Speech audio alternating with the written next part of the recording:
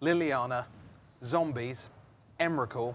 They're not just in the trailer, they're right here, round after round. Welcome to day 2 of Pro Tour Eldritch Moon, coming to you live from Sydney, Australia. Rich Hagan alongside Pro Tour historian Brian David Marshall and Hall of Famer Mr. Randy Buehler. We are ready for an amazing day 2, one of the most stacked day 2s we've seen in a long time, and a draft pod, gentlemen, for the ages this morning. Yeah, I mean, if you look around your draft table and you don't know who the Schneier is, it's probably you, David Schneier, the only unknown player at this draft pod. Everyone else, gold, platinum, Hall of Famers elect. It is a ridiculous table, and David Schneier, who went 5-0 in standard yesterday, playing Esper, will have a steep hill to climb at this draft table. So let's take a look at our overall leaderboard after day 1, and it was an astonishing day 1, not least because of the single player who managed not to lose all day, and that man was Owen Turtenwald. Randy, tell us the story of day 1 that's shown up on that leaderboard. Yeah, I think Owen's just happy when he woke up this morning that it wasn't a dream. He gets elected into the Hall of Fame, and he 8-0s. He's in contention to have one of the most dramatic Player of the Year comeback stories that we've ever seen. He's live to catch Seth Manfield if he makes the top 8, if he keeps running through, and I mean, you can't put it past him at this point. The man just keeps winning. I actually think it's funny. He clinched Worlds with that midseason master berth, and he stopped going to so many Grand Prix, and you started to see people talk about, oh my God, Seth Manfield's amazing. Seth Manfield's amazing. You know, I think Owen may be trying to say, no, I'm still the best player in the game right now. Let's cut this chat off here. And Brian, you look at Steve Rubin in 9th place. He must be so thrilled that David Schneier won on the 5th extra turn last night in round 8. Yeah, if you can dodge this draft pod, you absolutely want to dodge this draft pod. Not that his draft pod's much easier. You've got Pascal Maynard, Sam Pardy, Alexa Talarov, Ken Yukahiro's in there. Yeah, it is not shabby by any means at all, but the top pod is just extraordinary. Now, if you're new to coverage, welcome along to day 2. Yesterday we played 8 rounds. We're going to take a look now and just give you a little insight into what you can expect today. So, Randy, give us a sense of the schedule and the formats that we're playing. Yeah, we're running back basically the same format as yesterday. We'll kick off with 3 rounds of booster draft. Everybody sits down to draft at a table of 8, plays 3 rounds against people from that table, and then it's 5 rounds of standard for the home stretch. Get to the end of those 5 rounds of standard, we'll crown our top 8 cutoffs. Everybody advances to Sunday, and that's when the real fireworks begin. Right, and we could have a Player of the Year coming in tomorrow. Now, BDM, what about the scoring system? How does that work? It's pretty straightforward. It's pretty simple. Win a match, it's worth 3 points. Lose a match, it's worth 0 points. Draw a match, intentionally or otherwise, 1 point. Players are always paired against players with a similar match point record, and you can't be paired against the same player twice in the Swiss constructed rounds. Okay, you're going to hear a lot today about all the different races: World Championship, World Magic Cup, Platinums, Gold, Silver, players just playing for their individual goals for the season. But, Randy, first of all, let's talk cold, hard cash and pro points. What's the prize payout? The Pro Tour is $40,000 for first place. That, I think everybody in here, sure, they've got other goals, they want to qualify for Worlds, but that is a giant amount of money and a giant sum of pro points that you can win just within the context of this event. So that's what a lot of people are going to be focused on. Most of the people here just want to climb up that prize payout, win the 40 grand. Yeah, the pro points would be nice. Hopefully they help you hit some goal, but you don't get very many chances to top 8 a Pro Tour, much less win it. And that's really what everybody's here for. And BDM, how do people qualify to get to join us here at the Pro Tour next season? Win an RPTQ, 39 match points or greater at a Grand Prix, 11-5, 33 match points here at the Pro Tour this weekend. You can win a Magic Online Championship Series Finals, top 8, the World Magic Cup, as Andrew Beckstrom did once, Pro Tour Player Club member, and of course, you know, you can always just get elected into the Pro Tour Hall of Fame. Pretty easy. Some of that isn't in your control, but what is in our control is that the draft is ready. Buckle up. We have David Schneier, Yuya Watanabe, Reed Duke, Jacob Wilson, Antonio Del Moral-Leon, Brian Braun-Duin. Later, these 2 gentlemen will be commentating on every single pick of Luis Scott Vargas. But we begin with the only perfect record left in the building, every pick live, Owen Turtenwald. Hello there, and welcome to the booth here at Pro Tour Eldritch Moon. Marshall Sutcliffe with Ian Duke. Early in the morning, It's time for the second draft. This is really going to set the stage for a lot of these players' tournaments as we move forward through the day. And boy, do we have a draft pod here. This is a nasty one. If you sit down and look around, you're like, oh no. Let's take a look at the graphic. We can actually show you who's playing and how this table plays out. Now, to the far right side, Owen Turtenwald, that's who we're going to be watching. You can see he's over on the right now. He's passing to great friend and happens to be your brother as well, Ian Reeduke, then Luis Scott Vargas, Wow. then Jacob Wilson, then another Pro Tour champ, Antonio Del Moral Leon. We've got Brian Bronduin, who's going to be playing at the World Championships. David Schneier, who we talked about, he went undefeated in Standard yesterday with Esper. And then Yuya Watanabe to his right. Wow, right next to each other, too. The Yeah. two Hall of Fame elects. Yeah, this is one of the best tables I've ever seen at the Pro Tour. Amazing. Easily, yeah. Fantastic table. And as Rich said, we're going to watch Owen Turtenwald, you and I, and then we're also recording Luis Scott Vargas's draft, and that's going to be viewed at our screen over in the studio. Fantastic. So, yeah, it's going to be awesome stuff. Let's do it. Let's head down to the feature match area for the second draft here from Pro Tour Eldritch Moon.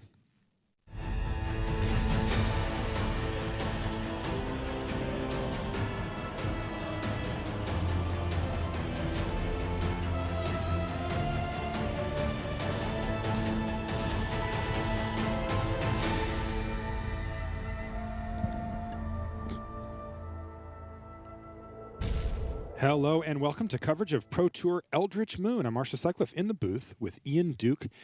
Players are seated at one of the nastiest draft pods I've ever seen at the Pro Tour. This is a stacked pod. You mean nasty in a good way, right? I mean it in the best possible way. As in, if you were in any one of those seats, you'd look around and feel some sense of fear at how good these players are.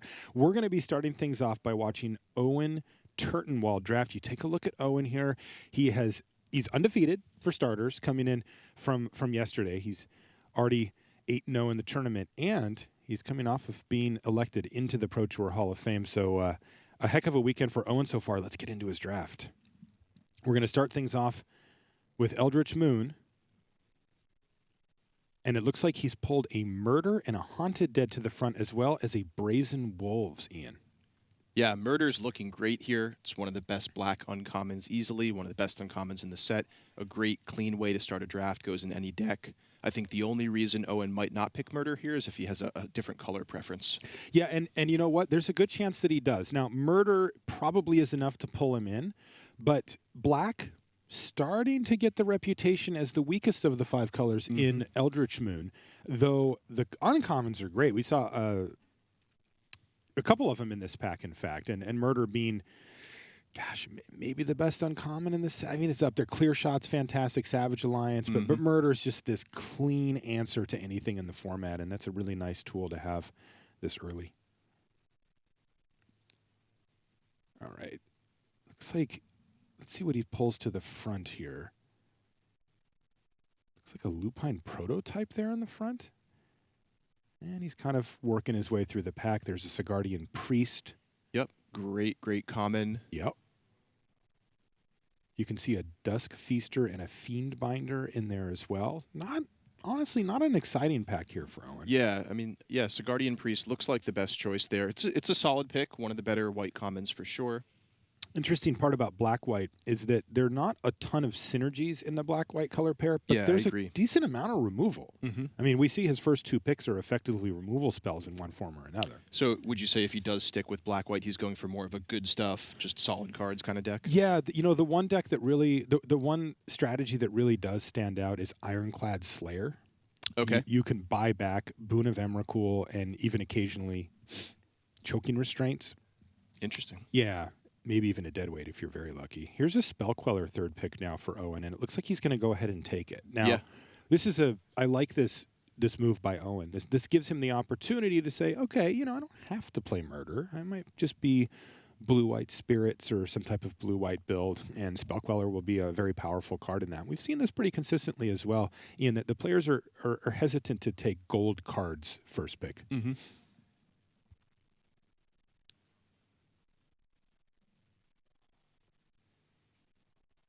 All right, let's see what he finds here out of this pack. I believe I saw Brazen Wolves in there and a Ride Down.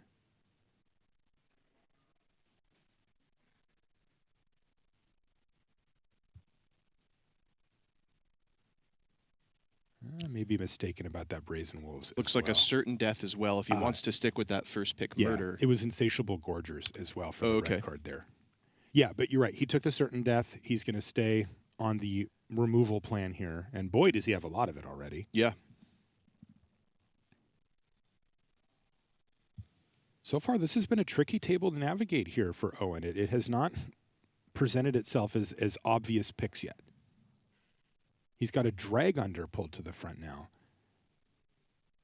Maybe leaning back towards blue-black. He does have 2 good white cards in his pool, and he takes a drag under. Maybe blue-white. Maybe he's blue-white, kind of waffling back and forth here. Maybe he can just be Esper, just all the colors? Yeah, I have to imagine Owen's going to be pretty resistant to playing 3 colors in this format. Yeah, he will be. You can get away with a little splash, but it's hard to make just straight 3 colors work. Yeah, the trouble is Spell Queller. I mean, it's a powerful card, but it's something that you really need to play on curve to leverage its power.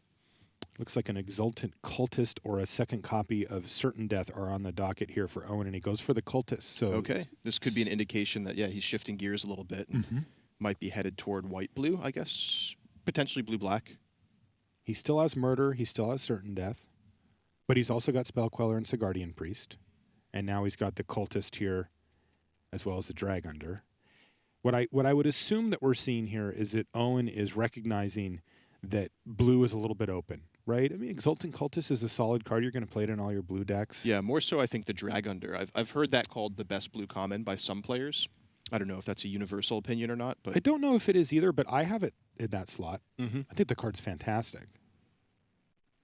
I'll admit I am partial to such effects, but still, I really think it's good.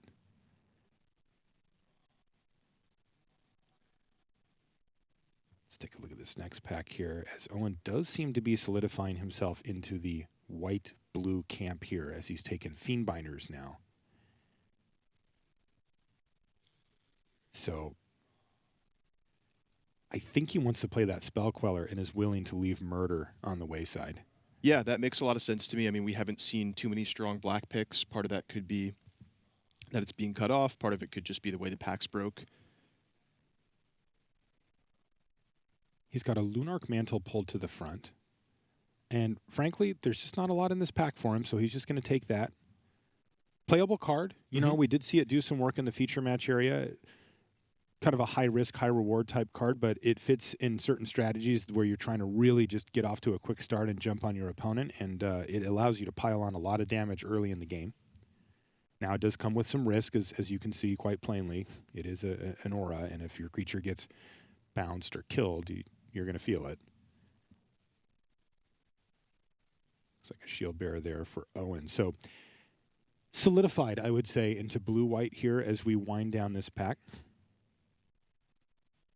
And you can see, even though these aren't the cards that he wants to play, they're all blue and white. Mm-hmm. Yeah, I mean, he's certainly rounding out his deck with plenty of solid playables. I would say, this pack went okay for him, but not fantastic. Right? I'd say medium. Yeah. I definitely agree. And it does look like he's probably going to have to just get rid of the black cards here. Now, that won't be anything super bad for Owen. Again, I think that black is a color that a lot of players will more reluctantly go into. Mm-hmm. Now, a Murder, that is something that'll pull you in, but he didn't really see much else beyond that. A couple, a certain death. And that was I mean, he's giving up his first pick Murder, but often you do have to abandon your first pick in a draft of this high level. And the certain death is not really giving up that much. It's solid, but it's not something you're going to cry over leaving in your sideboard. Exactly. But I will say that Owen has navigated the pack nicely, but has a lot of work to do out of these next 2 packs to put together a really good deck. His deck is not great at this point. Mm-hmm. He's got a couple of highlights, the Sigardian Priest and the Spell Queller, but like these Fiendbinders are just okay. And, he's got some work to do on the lower end of his curve and a little bit more removal as well. So let's see what he finds out of pack 2. This one is going to be Eldritch Moon as well, and then we're going to move on to Shadows over Innistrad. Ooh. Is that an Elder Deep Fiend he's opened? It looks like it to me. Now, he's got a lot of experience playing that. Owen's actually playing that in Standard this weekend. Yeah, he sure is. So yeah, he knows how that one works. Yeah, super powerful card. Awesome open here for Owen Turtenwald. That is what he wanted to see, right? Yep. The 3 things that I think Owen wants to see the most are low drops to fill out his curve, removal spells, and then, of course, bombs. And this absolutely counts as a bomb. Totally agree. He's actually got a lot of ways to keep up the pressure between the Elder Deep Fiend and the Fiend Binders that he has. You can see our Pro Tour photographer, Craig Gibson, back there, by the way. He's the one that takes all the pictures you see on the website. He does fantastic work for us. And no, he's not in Game of Thrones. There's another Drag Under, but also a Subjugator Angel for Owen. That's an interesting pick. I think that is not an easy pick. I'm partial to Drag Under, but this is also a creature count-based pick. Yes. This is a curve-based pick. This is a how do I win the game? And it looks like Owen says, I need the Subjugator Angel. Also, the card's fantastic. Yeah, it is great. I like that pick quite a bit. I'm often a fan of just having really powerful cards in my deck, especially the way that Owen's draft is shaping up here. No, I agree. And, because when you think about the true power cards, he's got now the Subjugator Angel, the Elder Deep Fiend, and then, if you want to put Spell Queller on that list too, you can. But, he wasn't really running away with it. Here's a Thalia's Lancers and a Dawngryph. Wow. We were talking about the power level stuff, and Thalia's Lancers, if you can actually search up a legendary card, fantastic. If you can't, still going to make the cut. Yeah, a 4/4 first strike for 5 is still great. It's just the curve. I got that little back of my head tingle about I need more 2-drops, I need more 3-drops. And it looks like Owen is experiencing the same thing because he wants to take the Lancers, but I think, he's feeling compelled to take the Gryph, and he's going to do it here. Yeah, that was a very disciplined pick there. When I do draft videos, I call that an adult pick. Okay, I like it. I like it. So I'm going to do the adult thing and take the right card here. And it looks like a Tattered Haunter. So if he is going to be this blue-white Flyers deck, hey. That's a great pickup for him, both curve-wise and also just a very solid card. Yeah.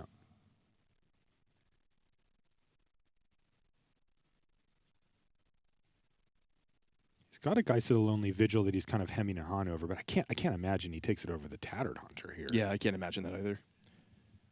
The blue-white deck typically doesn't do a great job of getting Delirium going. It can be kind of tricky to set up, and it doesn't have that many built-in enablers. You can have some self-mill cards like that Laboratory Brute that just went by, but those aren't the kind of cards that you're really clamoring for in a deck like this. So Tattered Haunter seems to be the pick there, and he's got a Fogwalker pulled to the front. There's also another Lunarch Mantle. Fogwalker, a pretty nice card in this style of deck. If you're just trading attacks with your opponent, this can come down even later on in the game and just lock down a creature for a turn. It's also a pretty good blocker. Yeah, it's not bad. And it has Skulk, so, there's... Oh, wow. Another Tattered Haunter here for Owen.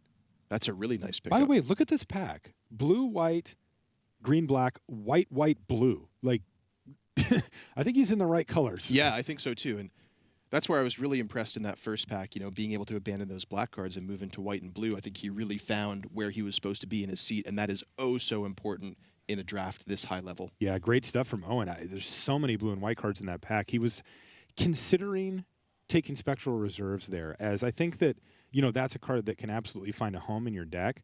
But, oh, wow, and there's a Borrowed Grace. That's the card that he was thinking about when he's thinking about Spectral Reserves, because for curve reasons, he'd much rather have Tattered Haunter. But, you pick up a Borrowed Grace or two, and Spectral Reserves trumps it.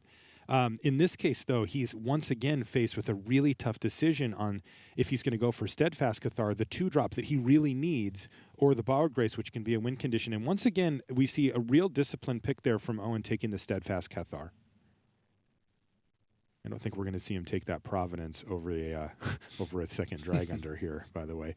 Interesting, though, there is a Guardian of Pilgrims there, which would be another solid 2-drop for his deck, but I totally agree with Owen. Drag Under, much more important. Yeah, and that's actually a fantastic pickup for this late in the pack, isn't it? Yeah, I think that was about 7th pick, maybe.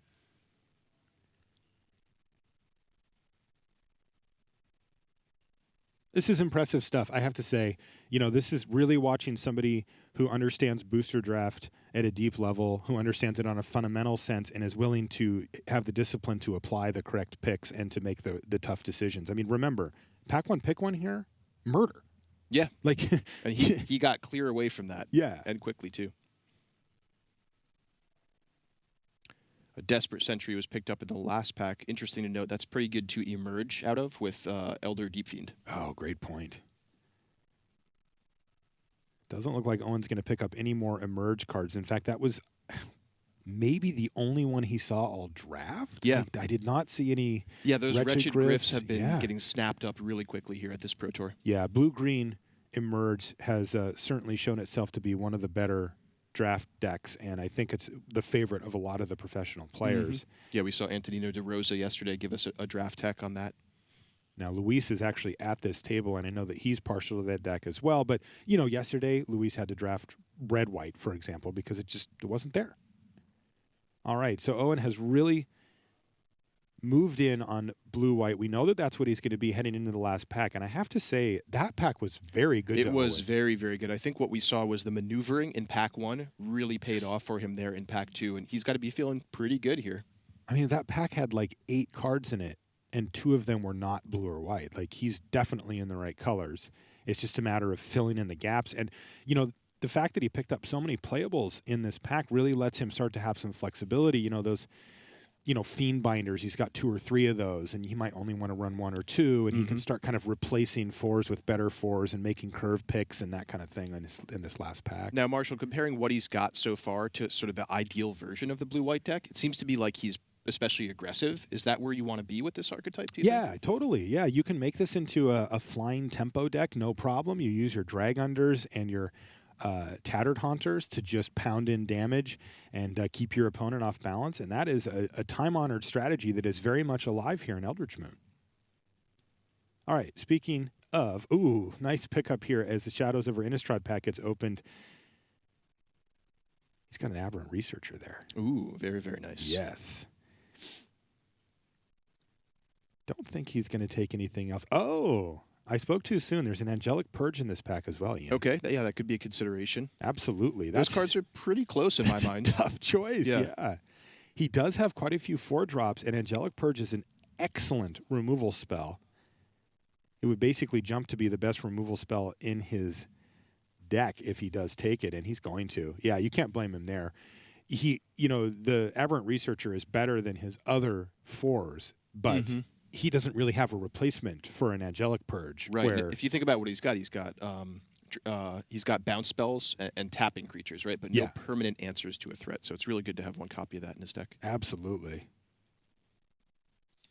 Looks like this pack is medium for him. He's got a Niblis of Dusk. Oh, wow. There's an Arlen Court in the pack, too. That's something that you'll see here at the Pro Tour. You know, remember, these players they're going to be passing these cards around the table. If it's not going to fit in their deck, they're not going to take it, you know, to put in their trade binder or whatever. So anybody who's not green-red or has the ability to splash is just shipping Planeswalkers around the table. And, of course, you know, that's way far off from Owen here. So is he going to go for the Drifter or the Niblis? The Drifter. I really like that pick. That's another very subtle pick. He doesn't have a ton of ways to trigger the Niblis, and he'd rather take the curve considerations with the Moreland Drifter. It's very close, though. Yeah, that is very close. There's a Dauntless Cathar now for Owen. Is there anything else to compete with it? I'm going to say no. Doesn't look that way to me. Yeah, the Moreland Drifter, you know, that we saw before, when comparing the two, Dauntless Cathar, much better than Niblis of Dusk. That one's not quite close, where before it was very, very close.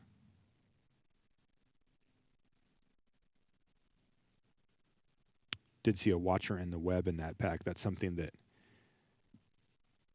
Owen doesn't necessarily want to see on the other side of the battlefield, though he does have a significant number of ways to shoo it away for a turn or two. And and often that card, I think, has been starting in people's sideboards. Fair enough. Not much for him in this pack either that I saw, at least on the first go-through. There's a Silent Observer. A Gone Missing is a card that he could take here. It's kind of medium. I think I would probably just take the Gone Missing out of the pack. Inquisitor's Ox doesn't look great.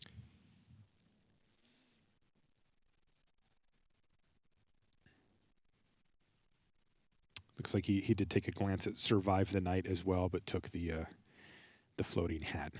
Yeah, I'm often okay with playing one copy of Gone Missing. I am too. It's a little slow and clunky, but solid. Now there's a good one for him. He's got Adjust the Wind. There's even a Press for Answers, which is pretty good in this deck as well. But I do think that Owen's probably going to opt for Just the Wind. It's an interesting choice between the two. They're kind of similar effects. One of them gives you the card back, but one of them really sets your opponent back with Just the Wind. And being an instant, as opposed to a sorcery, means that Owen is going to be able to leverage his skill set and try to get maybe even a card worth of value out of the Just the Wind. Moorland Drifter came back for him here, it looks like. So he did it. Yeah. I got to say that. He's really rounded out his curve, which Agreed. is the thing we were the most worried about in Pack 1.